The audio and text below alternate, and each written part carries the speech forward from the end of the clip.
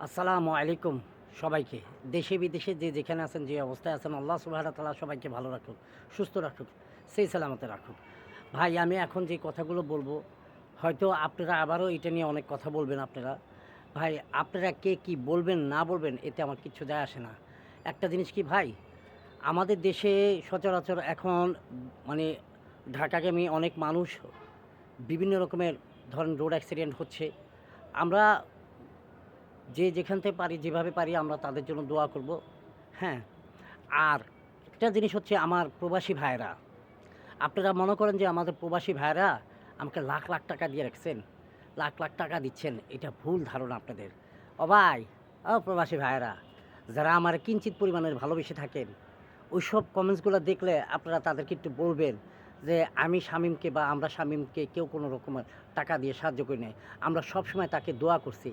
এই কথাটা একটু বলবেন। ভাই, ভাই গো, ও প্রবাসী ভাই, আমি জানি এই যে কুয়েতে যারা থাকেন, লেবাননে যারা থাকেন, তারপর সৌদি আরবে যারা থাকেন, দুবাই, আবুধাবি, কাতার, ওমান, এইসব দেশে মানে আমেরিকানরা হামলা করতেছে, বিভিন্ন দেশেরা হামলা করতেছে। আল্লাহ, আমি বলবো যে আপনারা এখান থেকে একটু চোখ কান খোলা রাখবেন, সাবধানে থাকবেন। আপনাদের সাথে কথা বলতে পারি না ভয়ে, মানুষের কথা, কটুক্য কথার ভয়ে।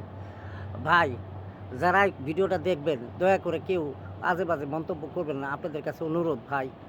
আমাকে যদি খারাপ কিছু বলেন ভাই, কি লাভ আপনার? এতে তো গুনাহর ভাগীদার হচ্ছেন আপনারা। ভাই, আপনারা একটু সাবধানে থাকেন।